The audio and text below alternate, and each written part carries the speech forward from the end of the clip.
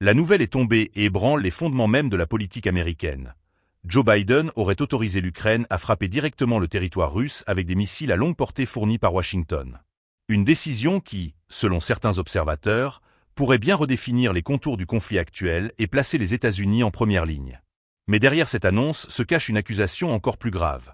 Un membre influent du Congrès accuse le président américain d'avoir violé la Constitution, appelant purement et simplement à sa destitution.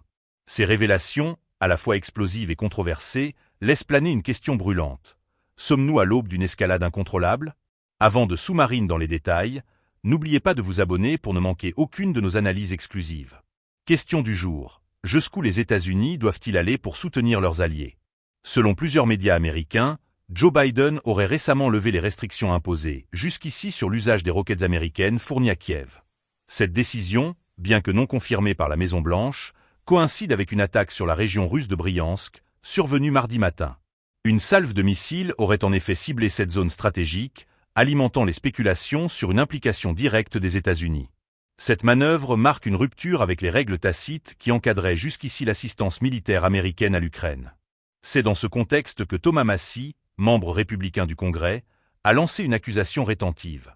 En autorisant des missiles à longue portée pour frapper l'intérieur de la Russie, Biden commet un acte de guerre inconstitutionnel qui met en danger la vie de tous les citoyens américains, a-t-il écrit sur X, anciennement Twitter. Mais il ne s'est pas arrêté là. Dans un ton particulièrement acerbe, il a ajouté que le président était une marionnette émasculée d'un État profond, un terme souvent utilisé dans les cercles conspirationnistes pour désigner des structures de pouvoir cachées. L'accusation repose sur un principe clé de la Constitution américaine. Seul le Congrès a le pouvoir de déclarer une guerre.